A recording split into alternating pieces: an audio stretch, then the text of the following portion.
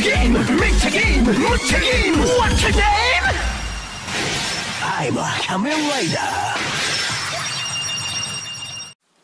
What's up, everybody? It's the Quarter Guy, and there's something I wanted to talk about last week, but before I do that, this is a call out to leakers. So, I may have said this in a past episode, but I cannot stand leakers.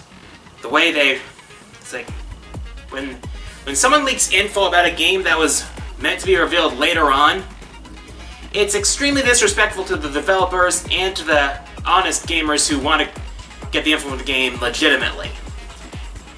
And it has reached quite a peak recently. Apparently, people in Mexico, according to what I'm hearing, managed to get their hands on Smash Ultimate 2 weeks before the game's release. And from that, remixes from the game have been popping up on YouTube, but even more egregiously, word is that people have actually been distributing the ROM for the game. And word also is that people have been streaming it when they shouldn't be.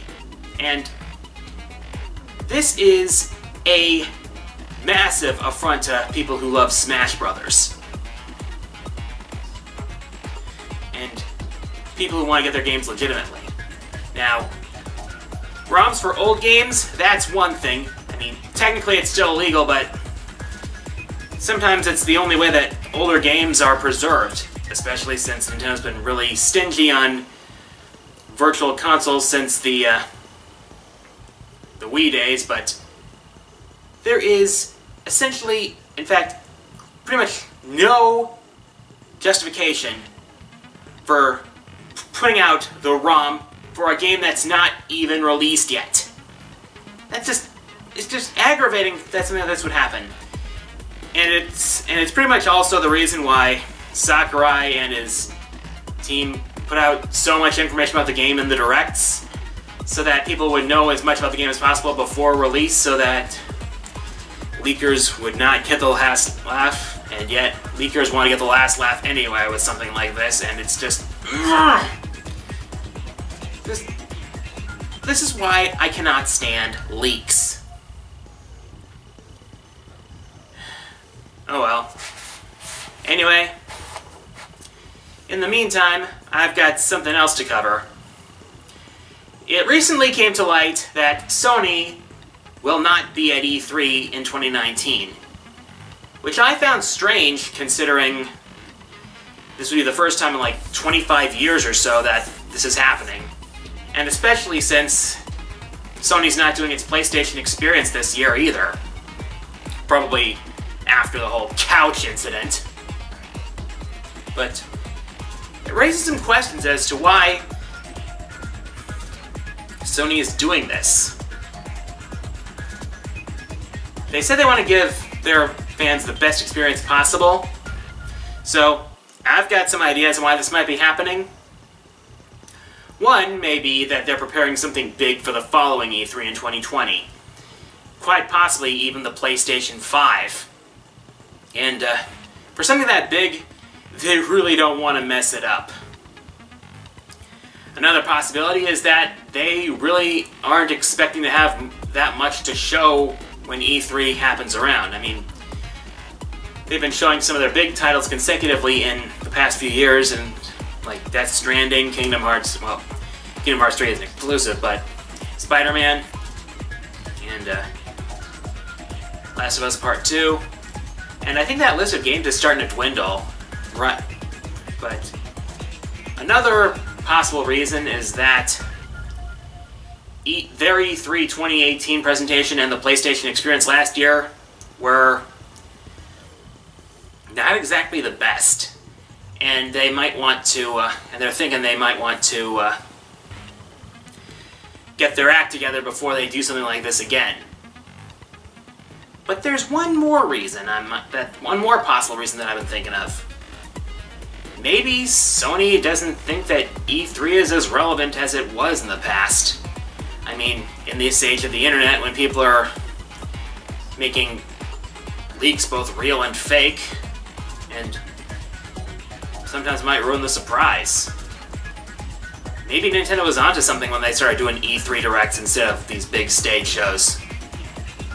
I don't know.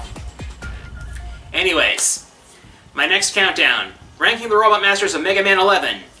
I am aiming for a Twitch premiere on Monday, with the full list hitting YouTube on Tuesday. So look forward to that. And for my question of the week, what's your take on Sony skipping E3 this year? As always, post your answers in the comments. Favorite comments will be featured in the next episode. Here are last episode's winners.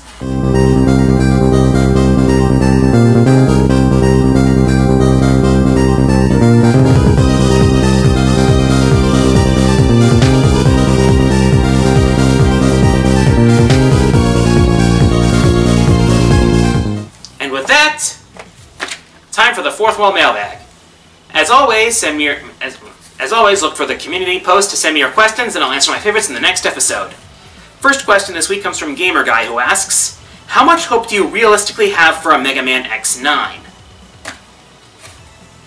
Honestly, I'd say moderate. Capcom did say that the future of the Mega Man franchise would hinge on the sales of Mega Man 11, and Mega Man 11's been doing pretty well. Not a mega blockbuster hit, of course, considering they were not putting up as a tentpole title, unlike Monster Hunter World and Devil May Cry 5. But it's been doing rather well. So we could see something new from the franchise. Hopefully it's X9. But, so I have some hope. Next question comes from KB123, who asks, if you ever do another remake of one of your lists, which one would you choose? I am going to say either my list of my favorite Castlevania boss battles or my least favorite Castlevania boss battles. I've got more to choose from now that I've played Lords of Shadow, the first one anyway, so the order of those lists might be shaken up a little bit. Next question comes from Lowest Expectations, who asks, what do you think of Sony's new censorship policies since they moved their HQ from Japan to California? I'm honestly a little surprised by these new policies. It especially hurts developers of VNs who pretty much just lost a big install base, considering how big Sony's PlayStation systems are.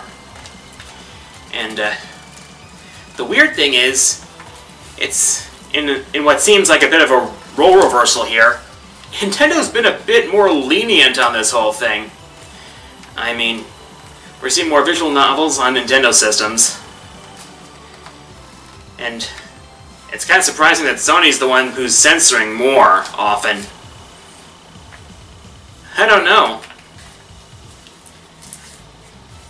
Last question this week comes from Mika Cariglio, who asks, have you ever raged like Christian Bale?